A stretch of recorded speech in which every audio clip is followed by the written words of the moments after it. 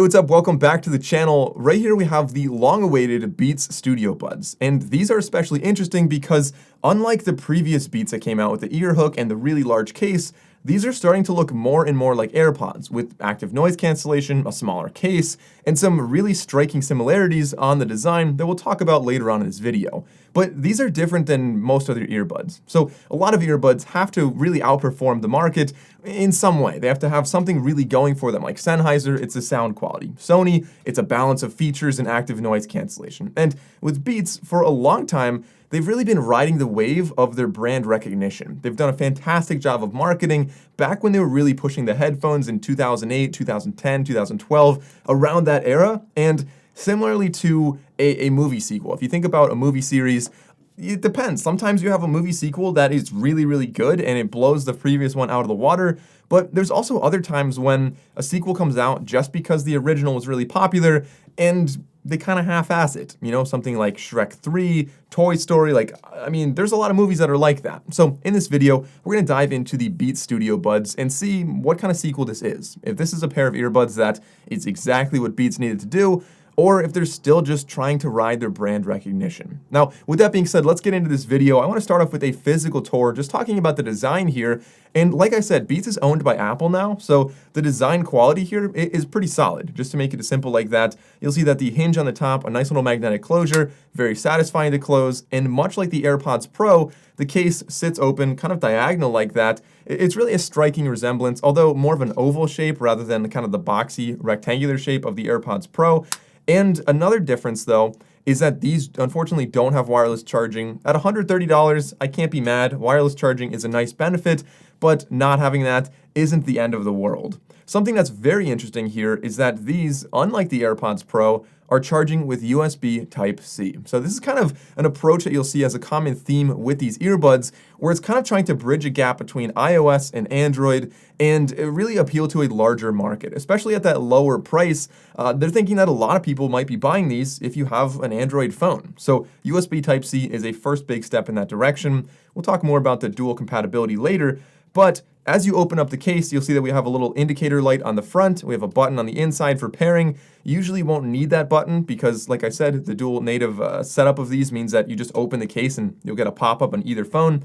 But the earbuds themselves, I'm really happy to see kind of a different design. Yeah, kind of just naturally pinch the outside there. It's easier to put them in your ears when they're really small like this.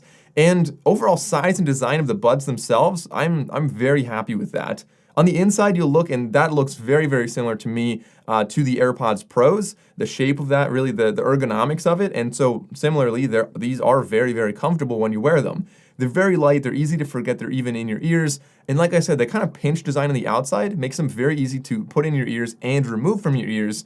And on top of that, another big problem we see with something like the Galaxy Buds, I love the Galaxy Buds, but a problem you see with that is that the touch pads, if you're working out and your hands are sweaty, or if it's raining, or if you're wearing gloves, touch pads are not always the best thing to have. And so being that these, in my opinion, are really more geared towards working out, the physical buttons with really a perfect sensitivity, I think is a big positive there. As far as aesthetics go, we have three different colors here. These are obviously the red ones. There's also black and white.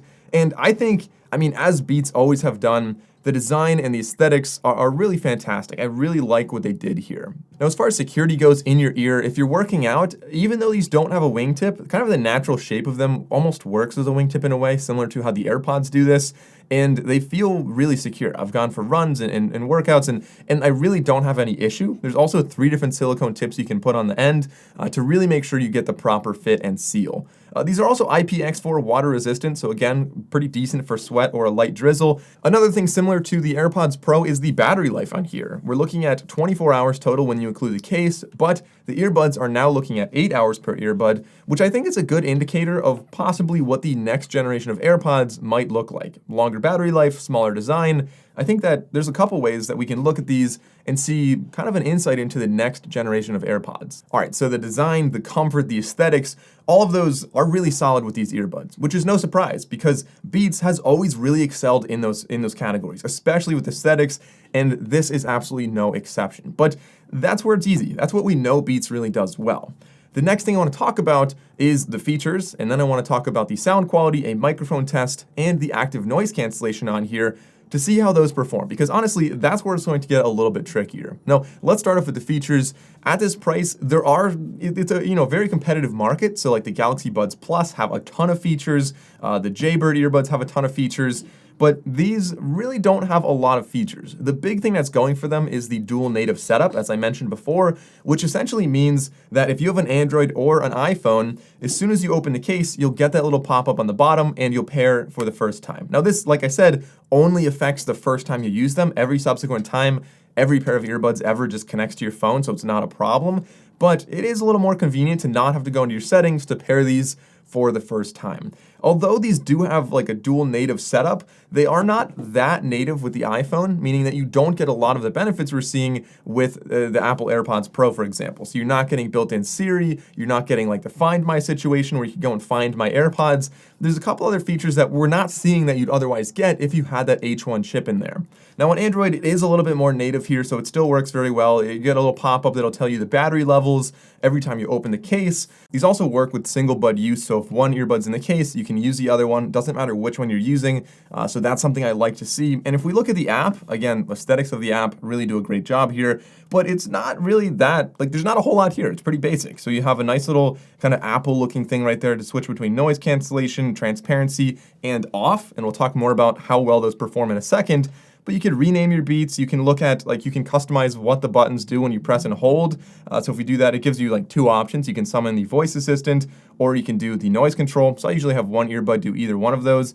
And that's kind of it. There's not a whole lot of features here. They really do the fundamentals for features, but they don't really go above and beyond in any particular way. All right, so with that being said, let's actually get into a microphone test. And this is what the Beats Studio Buds sound like indoors. Honestly, even though these are owned by Apple, they're not quite at the level, in my opinion, of the AirPods Pros, but they still do a decent job. If you're on a phone call indoors, this is what it would sound like. I think most people can hear what you're saying, but please leave a comment and let me know how these sound to you. And let's actually go outside now and see what they sound like in a noisier environment. Okay, so this is the microphone test outside with some cars behind me, a little bit of breeze here. So leave a comment and let me know how this sounds to you. Next up, we have arguably the Achilles heel of these earbuds, and this is the sound quality. So Beats has always presented themselves as a very premium pair of earbuds or headphones, and these being called the Beats Studio Buds kind of implies that they have superior sound quality. And honestly, that's just not the case. In fact, I would be really surprised if anybody was in a studio using these for the sound quality. I've seen a lot of reviews out there that praise them as good sound quality for the price, but if you saw my most recent video talking about the Sennheiser CX earbuds, you'll know that those cost even less than these and have far superior sound quality. In fact, reviewing these after those earbuds made it very difficult to listen to these and really look at anything positive about the sound quality. So, I mean, realistically, it's not terrible sound quality. An EQ can help that. But with that being said, they definitely are really bass heavy and kind of get muddy. So really to explain what the audio quality sounds like to me, obviously everybody has different ears, everybody has different music preferences. I tried to take a balanced approach of a lot of different genres, and what I came up with here, first of all, I ran into the issue of having kind of like a crackly white noise when no music was playing in the left earbud. I mean, in both earbuds, but especially in the left earbud. And so that was kind of off-putting from the start. On top of that, it's overall an unbalanced profile, so the bass is too emphasized, but also not especially clear, giving kind of a slightly muddy feel to that. It's also lacking detail and sounds a little bit more congested with some poor instrument separation. A lot of that kind of ties in with muddy, being kind of a little more swelled up around the low end of frequencies here. And so the combination of those things already puts it back from a lot of the competition that does sound more clear and more detailed.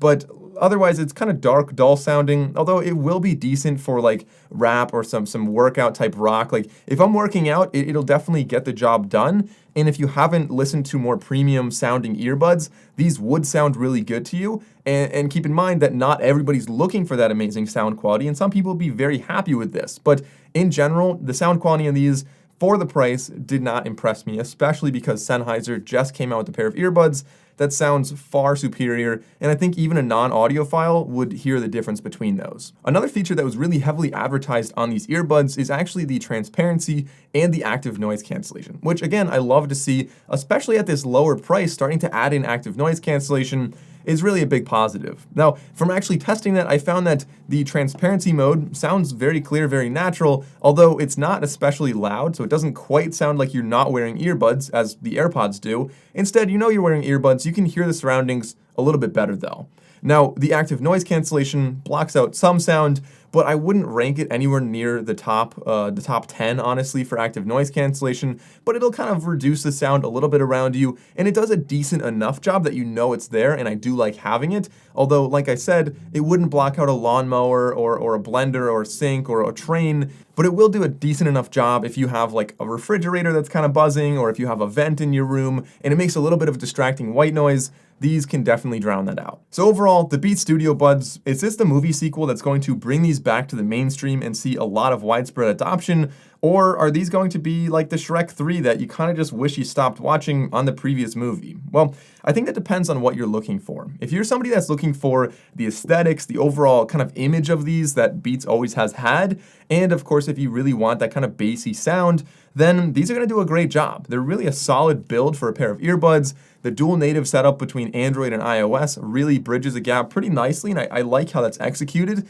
And of course, they look really nice, like I said. But if you're somebody looking for the best value, the most features, or most importantly, good sound quality, then this ain't it. These really don't sound especially impressive for the price. The features are bare bones and they get the job done, but there are many other earbuds at this price. It's really a competitive market, and other earbuds will offer better value, more features, better sound quality, and possibly even better active noise cancellation. But in general, you guys can leave a comment below and let me know if you like the Beats Studio Buds. To be honest, I might keep them around just for how they look, but for everyday listening, I think I'll stick with some other earbuds. As always, if you enjoyed this video, please consider liking and subscribing. I'm Mike O'Brien, and I'll see you next time.